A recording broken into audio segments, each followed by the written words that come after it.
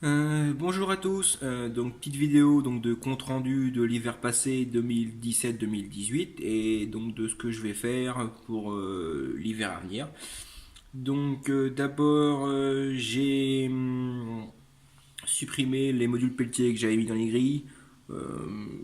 Ça marchait pas. Voilà. J'ai mis un petit ventilateur aussi en bas pour que l'air frais monte un maximum et je pense que peut-être pas assez chaud d'un côté et pas assez froid de l'autre, donc du coup les LED se sont jamais allumés. Donc ça j'ai abandonné. J'ai abandonné aussi le réservoir que j'avais fait. Le souci qui se passait c'est que j'avais pas fait, on voit pas très bien ici, j'avais pas fait de pente, c'était à plat. Donc ce qui se passe c'est que j'aurais dû faire en fait un truc plus en pente comme ça. De toute façon le granulé tombe dedans. Là le problème c'est que le granulé il s'accumule dans le fond. Voilà ce qui se passe. Là j'ai mis du granulé pour que vous voyez comment ça se passe. Donc quand je le remplis donc à fond, il y a toujours un peu de granulé qui reste. Et bah donc du coup celui-là il a tendance à se mettre un petit peu à fumer avec la chaleur aux alentours. Et c'est pas bon, donc c'est pas terrible. Donc du coup, plutôt que de mettre une plaque, de lui refaire une plaque dessus, donc modifier celui-là, j'ai changé et donc j'ai refait celui-ci. Donc plus simple, plus petit, mais bon, ça me convient. La capacité pour l'allumer un petit peu le matin, un petit peu le soir, c'est suffisant pour moi. Et donc celui-là, j'ai un joli cône dessus qui me permet donc que 100% du granulé tombe bien dedans. Voilà. Et de plus, j'ai rajouté le petit bouchon. C'est plus simple. Donc ce qui se passe, c'est que cette année, je sais pas encore. C'est soit j'ai mon joint que je mets. Donc là, le joint, avant, je le mettais ici, là, l'étanchéité. Ou alors celui-là, je le mettrai donc du coup ici. Je sais pas. Est-ce que je vais mettre un joint comme ça? Est-ce que je vais directement le fixer à la colle spéciale au mastic, là, haute température, et garder que le bouchon? J'en sais rien. Là-dessus, je suis pas encore décidé encore. Voilà. Donc ça, très bien. Ensuite, donc, nous avons ici le brûleur, donc de l'année passée. Donc, bah, il a une sale mine, hein, parce que bah, ça a chauffé quand même. Donc, je vais remettre les dimensions donc, pour certains. Alors, en largeur, on est à peu près donc à 8. Profondeur, 8 aussi. Hauteur, 10. Entre chaque maillon, j'avais mis de mémoire, c'était 5 mm, je crois, à quelque chose près. On voit pas très très bien. Voilà, c'est ça, c'est 5 mm. Et la hauteur entre les dents, tac. Donc on est à 11 mm. Voilà, de hauteur. Donc si. Et les bords sur côté, donc je voudrais pas plein, donc avec des trous. Je me suis arrêté à 11 mm et à 5 mm d'écart parce que si vous mettez plus, le granulé arrive à tomber à travers les trous. Voilà, donc là je suis à la limite du raisonnable. Si le granulé je le mets tout doucement dedans, alors, au sens il est à l'envers, si je le mets tout doucement dedans, il arrive à passer dans les trous. Voilà, faut que je jette une bonne poignée la première, je la jette dedans et ça se cale dans le fond et ça bouge plus. Voilà, et après il tombe tout doucement. Avec ce modèle là, je suis à 1,5 kg de l'heure. J'ai aucune cendre qui s'accumule dans le fond. Voilà, avec les autres, j'avais toujours de la cendre qui des fois s'accumulait un petit peu dans le fond, donc ça empêchait les granulés suivants de descendre. Et à chaque remise en route, il fallait que je tape avec une barre pour faire descendre le reste de la cendre. Donc c'était pas terrible. Avec celui-là, j'ai plus de problème. Donc 1,5 kg. Donc puissance à peu près aux environs de 8 kg. Ouais, à peu près 8 kg à peu près de puissance. Euh, j'ai brûlé 900 kilos de pelés l'année dernière,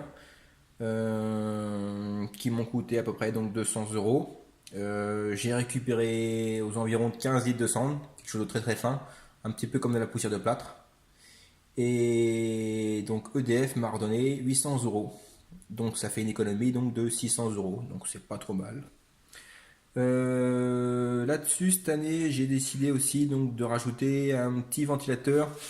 C'est-à-dire que je viens prendre l'air donc de l'autre côté de mon mur, dans la gaine qui est en bas. Et alors, je vais essayer de mettre sur le côté, voilà. Donc elle arrive ici, elle remonte. Et elle arrive donc, elle sort par ces trous ici, voilà.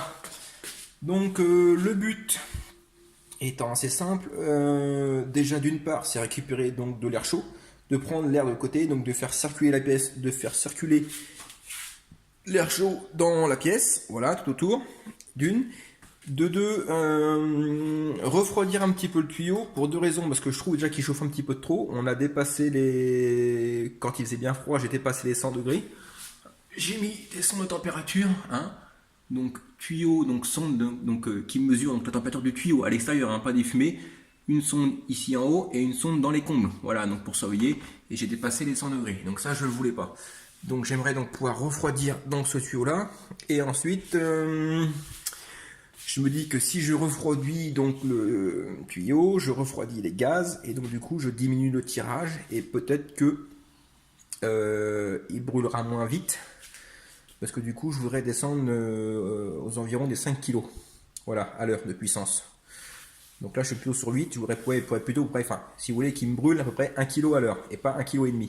Donc je me dis du coup donc si je diminue la température, je diminue le tirage, donc il devrait brûler moins vite. Voilà, ça c'est une solution.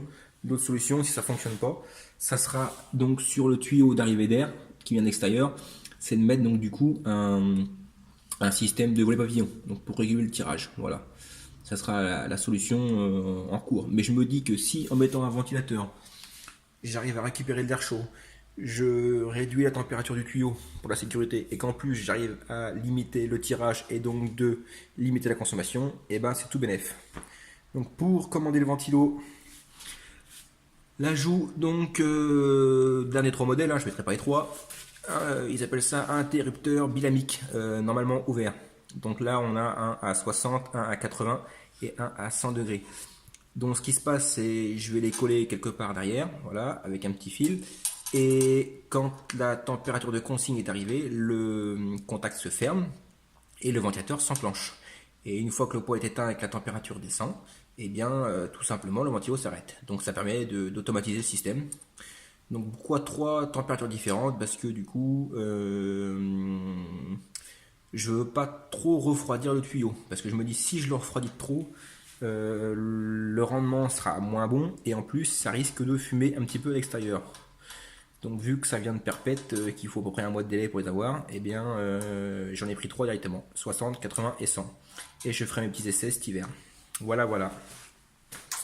Que dire de plus? Donc pas grand chose. En espérant que ça puisse vous aider. Et puis que vous puissiez avancer aussi dans tous vos soucis. Voilà, voilà. Petite photo aussi de l'intérieur. Je sais pas si la dernière fois je vous avais montré. J'ai laissé de quoi nettoyer. Hop là. Voilà, donc on arrive bien, donc l'air arrive bien donc par le tuyau là qu'on voit en 80-80, passe par le brûleur et donc ressort donc en diamètre 140. Donc on a vraiment l'effet du poêle roquette. Voilà, allez, à plus.